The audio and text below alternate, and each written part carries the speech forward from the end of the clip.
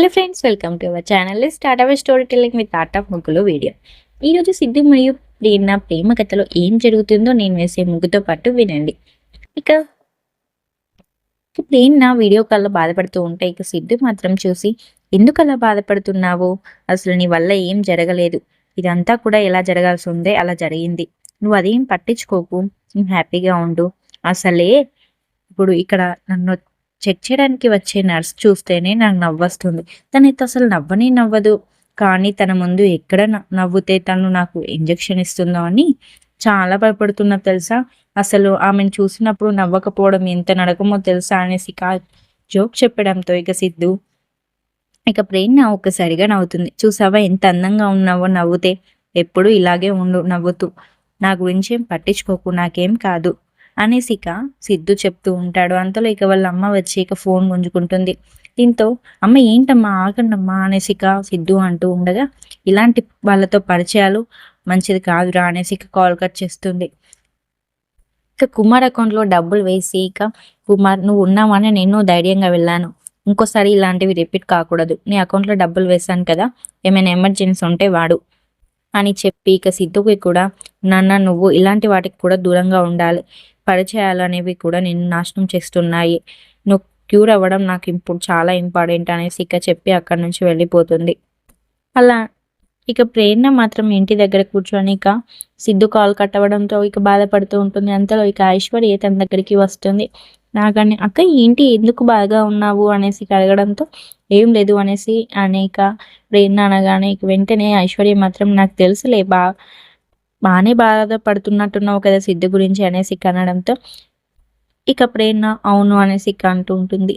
అక్క అసలు నిజంగా సిద్ధు నిజంగా నాకు మీ ఫ్రెండ్ కన్నా నీ సోల్మేట్కే కరెక్ట్ అనిపిస్తుంది. ఎందుకంటే మొన్న ఒక రోజు కేఫ్కి వెళ్ళినప్పుడు కూడా తను నువ్వు లేని లోటుని చాలా మిస్ అయ్యాడు నువ్వు లేకుంటే. అసలు మీరిద్దరు కూడా ఒకరికొకరు చూసుకోకుండా కనబడకపోయినా చాలా ఆరాటపడతారు ఒకరి గురించి ఒకరు.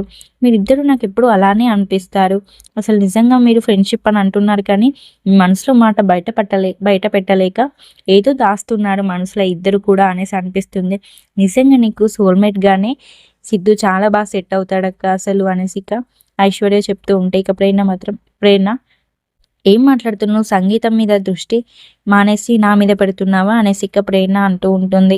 లేదక్క, సిద్ధు మనకి ఎంతో హెల్ప్ చేశాడు, హెల్ప్ ఎవరైనా చేస్తారు కష్టం వచ్చినప్పుడు, కానీ సిద్ధు ఎప్పుడు కూడా కష్టం రాకుండా చూసుకుంటూ ఉండేవాడు, ఎప్పుడు నీకు కష్టాలలో తోడుండేవాడు, నాన్న లేని లోటును తీరుస్తున్నాడు మనకు.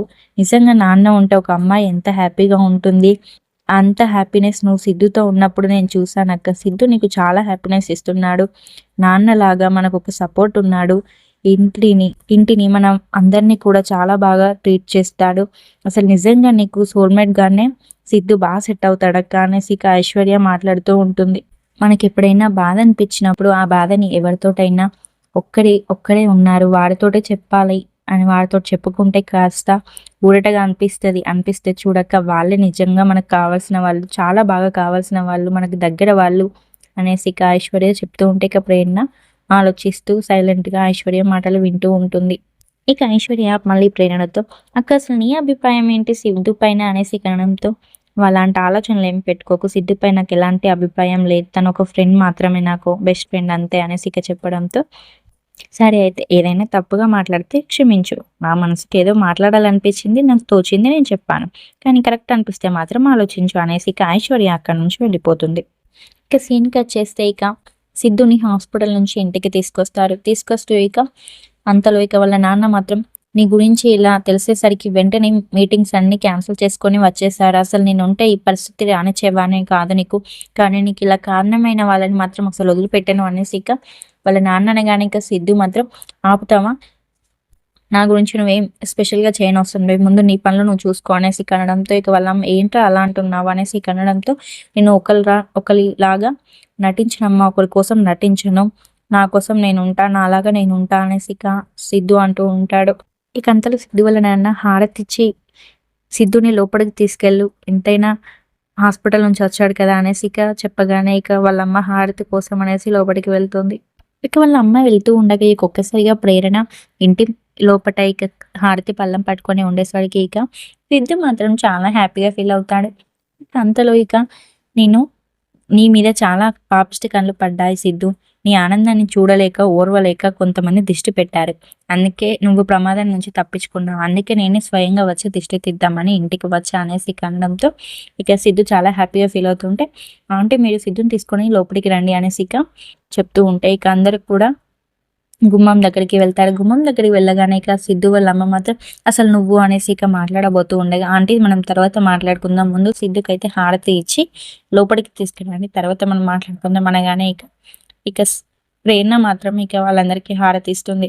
ఇక సిద్ధుకి హారతి ఇచ్చి కుంకుమ పెట్టి ఇక హారతి పళ్ళం తీసుకొని బయటికి వెళ్ళగానే ఇక అందరు కూడా లోపలికి వస్తారు.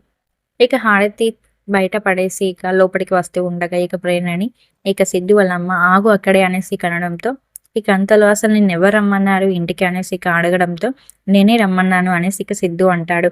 ఇక అంతలో ప్రేరణ లోపలికి వస్తుంది. ఇక రాగానే అసలు తనని ఎందుకు రమ్మన్నావు, తన వల్లే కదా నీకు ఇలా జరిగింది అనేసి ఇక వాళ్ళ నాన్న అంటూ ఉంటే, తన వల్ల అయితే తను ఎందుకు రక్తం ఇచ్చి కాపాడుతుంది అనేసి ఇక సిద్ధు అనగానే, నువ్వు తన ప్రాణాలను కాపాడావు, తను నీకు రక్తం ఇచ్చి కాపాడింది, ఇక రుణం తీరిపోయినట్టే, ఇక నుంచి ఎవరికి వాళ్ళు ఉండటమే మంచిదని ఇక సిద్ధు వాళ్ళ అమ్మ అంటూ ఉంటుంది.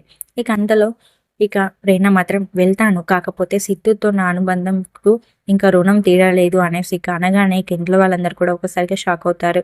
ఇక ప్రేరణ సిద్ధుతో పరిచయమైనప్పటి నుంచి సిద్ధు నాకు చాలా ఆదుకున్నాడు, నా కష్టాల్లో తోడున్నాడు, తనకి ఎప్పుడు నా జీవితం మొత్తం రుణపడి ఉంటానంటే అనేసి ఇక అనడంతో ఇక వాళ్ళ నాన్న మాత్రం అట్లని ఇక్కడనే దిష్ట వేస్తావేంటి అనడంతో ఇక సిద్ధు ఇక ఒక్కసారిగా కోపంగా చూసేసరికి, అంటే అలా కాదు నా ఉద్దేశం అనేసి ఇక మళ్ళీ కవర్ చేస్తూ ఉండగా, మీ ఉద్దేశం నాకు అర్థమైంది, కానీ ఆంటీ మీరు అప్పట్లో ఎలా ఉండేవారు, మీ మనసుల్ని ఎవరో చెప్పిన మాటలు విని నా మీద ఇలా మనసు మార్చుకున్నారు, మీరు మీలా ఉండండి అంటే ఒకరి మాటలకి మీరు ప్రభావితం కాకండి, నేను సిద్ధుతో అప్పట్లో ఎలా ఉన్నానో ఇప్పుడు కూడా అలా ఉన్నాను, మీరు చూసే ఆలోచించే విధానంలో తప్పు ఉంది, ఒకసారి ఆలోచించండి అనేసి ఇక ప్రేరణ చెప్తూ ఉంటుంది. అక్కడ నుంచి ఇక బయలుదేరుతూ ఉంటుంది. ఇక ప్రేరణ చెప్పి అంతలో ఇక సిద్ధు మాత్రం ఆగు ప్రేరణ అనేసి ఇక అంటూ ఉంటాడు. ఇక సిద్ధు అక్కడికి వెళ్ళి ఇక ప్రేరణ నీతో మాట్లాడాలనేసి ఇక చెప్పడంతో ఇక ప్రేరణ అక్కడే ఆగిపోతుంది.